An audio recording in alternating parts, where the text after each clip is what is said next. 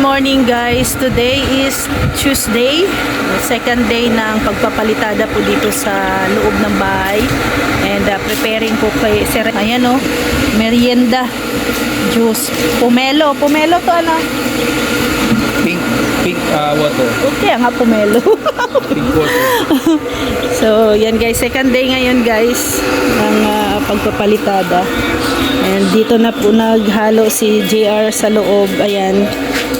Samahan po yan ni Rex mamaya sa paghalo si JR. Then dito sa loob para hindi masyadong mainit. Kasi kawawa sila doon pag doon sa labas ay sobrang tirik ang init guys, oh.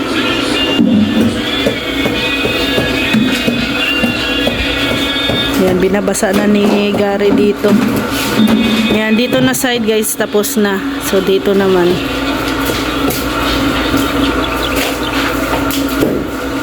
Yan, babasain muna bago papalitadahan. Maganda siya pag meron ng palitada.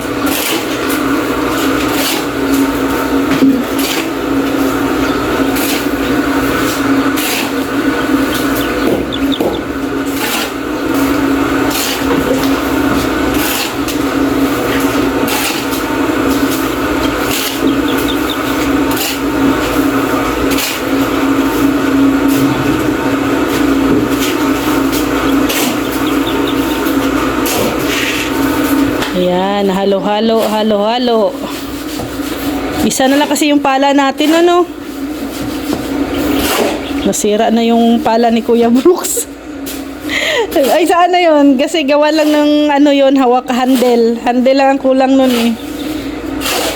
Kasi nasira yung handle ay papalitan natin yun.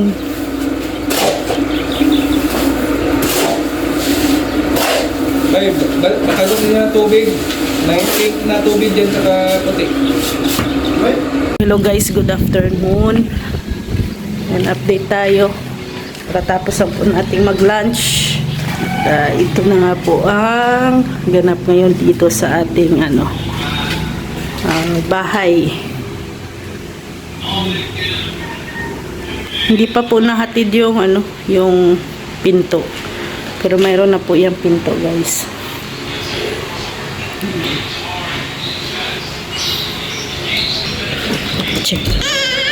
Check natin tong tao dito. Ang ginagawa mo. Ha? Iyahay ka. Ay. Magkakatapos ng kain. Relax muna. Pag may tayo. Ay, kala ko anong ginagawa mo dito ay. Ganda dito mag-relax guys, magtanghali oh. Sa gilid ng kwarto kasi hindi mainit. Mahangin. So hello guys, update ngayong tanghali. Yan, nilipat na namin ni Rex kanina umaga itong mga kahoy dito. Lahat ng mga kahoy na nagamit namin dito namin tinambak kasi baka magamit pa yan, no? Magamit pa yan soon. So ayan, malinis na dito sa harap ng bahay. Yan, wala na yung mga kahoy dyan. So malinis na. So yan, para pag kasi tatambakan pa to ng konti lang itong terrace. So baka doon yung kukuha ng lupa. So at least dito guys sa harap ng kwarto ay malinis na. Wala na masyadong mga kahoy. So ito, ayan, itatabi namin yan ni Rex kasi magagamit niyang ito sa pagpapalitada dito naman sa labas. So yan na guys, yung ating terrace. Ito pag maubos na po yung semento at saka ma-flooringan dito, malinis na din po yan dito. So daming sako kasi gagamitin din po yung sako sa pag lalagyan ng mga buhang orders. Mas maganda kasi pag nakasako talaga yung buhangin kagaya nito nakasako siya, so mas madali at saka hindi masayang. No? Kasi like nung dati naming in order yan na nilagay lang siya sa lupa. So hirap ng kumbaga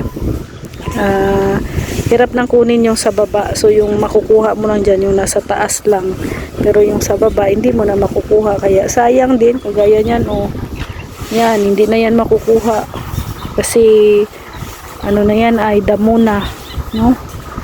Kaya yan talaga, mas maganda kung nilalagay talaga siya sa sako.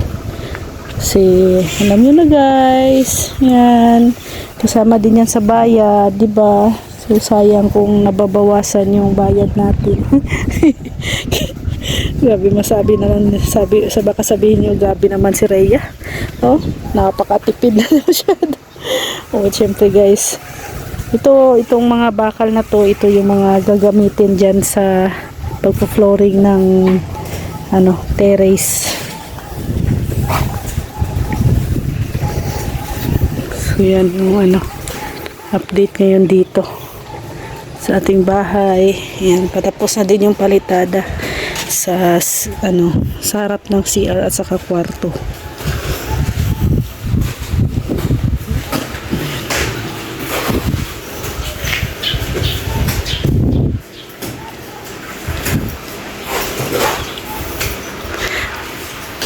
Jay, patanggal na lang din ko ng ilaw na yan, Jay. Wala man, hindi man gamit yan. Hindi nagagamit. Ano ba? Sige, ano ko na lang, iabot ko.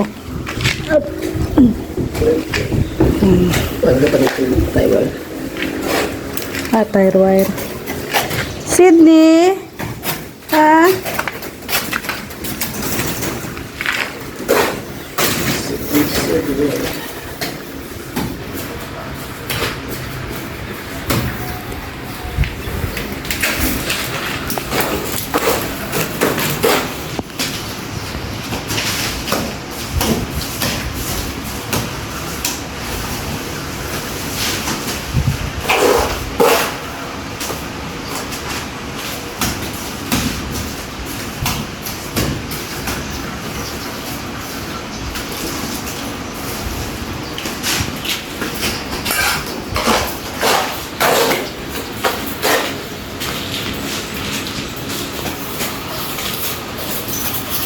So, hello guys.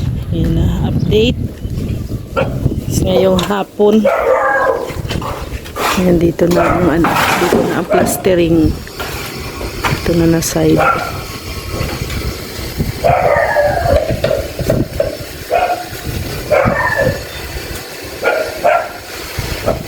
Kunti na lang.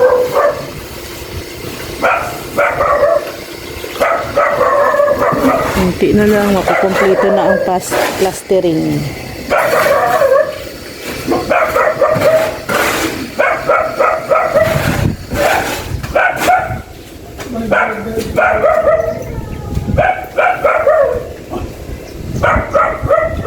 So ayan na guys, patapos na rin po dito taas, palitada.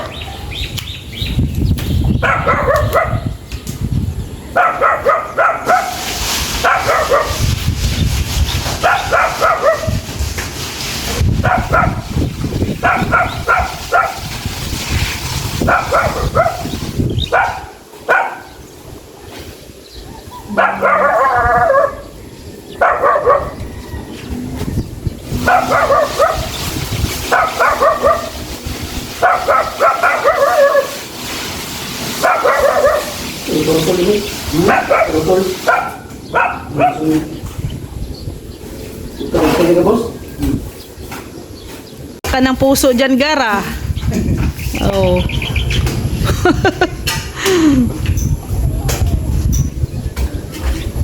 Ganyan na lang daw di, puso. Puso na lang daw. Wow! Ganyan na lang yan? Art. Patisting daw. Ano gagawin mo? Ano gagawin mo? Iyakin ko yung puso.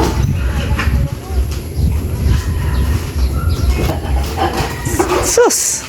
Sus, ginoo, balik. We? Aha! Ay, sus! Start ba daw? Parang ano, paani uno. Ano to? Nay! Bumabalik ba sa mukha, Pai? Wala. De, wag ka na magdisturbo dyan. Nagmamadali si Gary. Wala ba yun? Wala. Pitpitin ang kabin mo ba yun? Pitpitin ba? Pasmado. Matigas. Pasmado. Wala ba yun? Marami ito pagkakain mo sa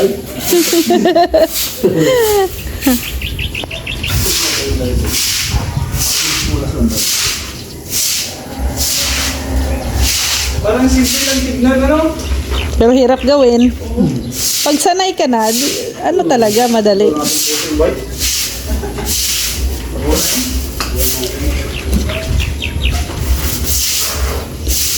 Kapuso ba yun?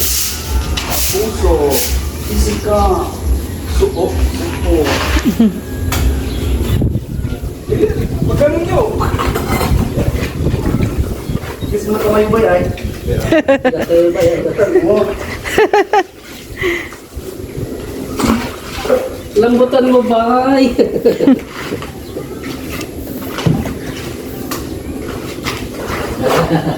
Kung gabi ka ganito ba? Oo, yan. Lalambot. Hindi na sa ulihan. Tapos hanggang na panaginip, ganun-ganun na siya. Hindi hirap. Baka magtataka ako, ano ginagawa ni Rex? Hindi ka ganun. Bago nagtuko na ito, agad. Nagbibit. Oh, hello guys. Yan. Maglinis tayo dito sa loob. Wawalisan natin dito sa loob. Para mawala na po yung mga tira-tirang mga semento or mga dumi. Yan o. I-close muna natin itong kwarto. Yan, wawalisan ko to at medyo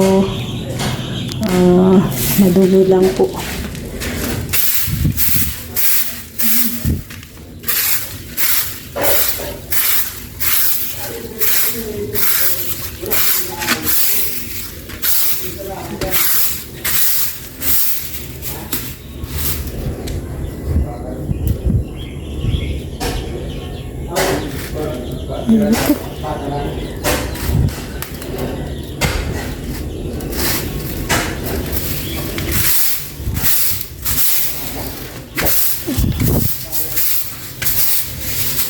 Maganda kasi pag malinis na ay.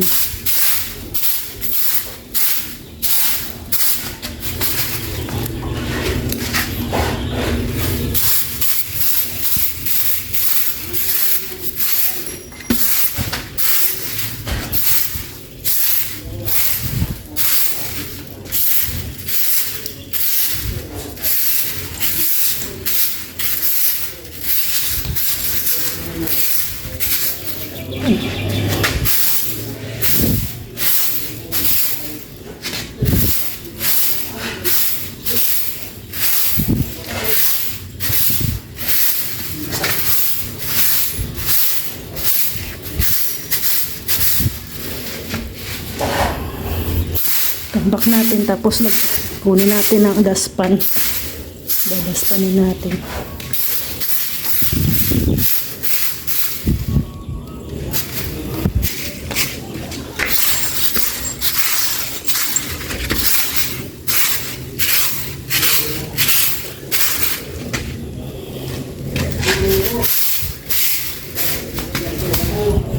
Baka magamit pa nila to.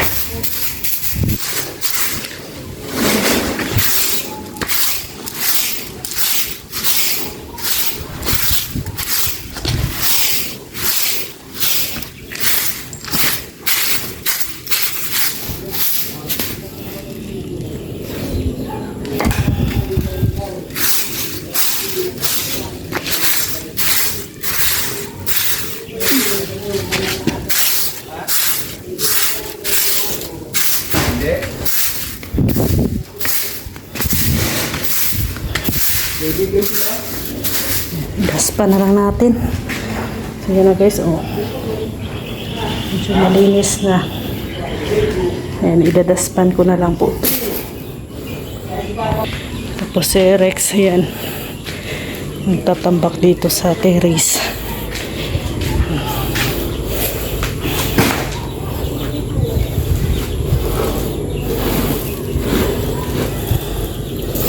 Kasi magpo-flooring na dito bukas.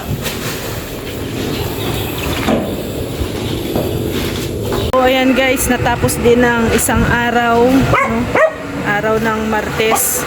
At grabe yung ginawa din namin ni Rex. At tinapos namin yung pagtambak doon sa terrace. Abangan nyo na lang po sa kanyang channel. Ayan, nandoon siya po nag-vlog.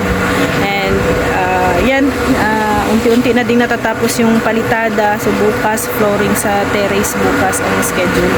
So maraming salamat po talaga sa mga tumutulong po sa amin. Kay Mami Inday Guapa, kay Tita Evangeline, at kay Tita Amelia, Antonio, thank you. And syempre sa mga silent anonymous sponsors po na tumutulong din po sa amin. Maraming salamat po sa mga blessings na pinagkaloob nyo po at binabahagi po sa amin.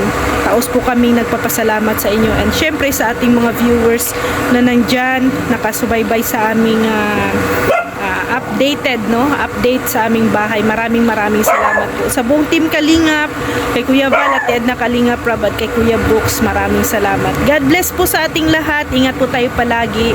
And tayo po ay magpapasalamat palagi sa Diyos sa lahat ng mga blessings na binibigay niya sa atin. No, thank you and have a nice day. Ma'am, bye-bye po. God bless.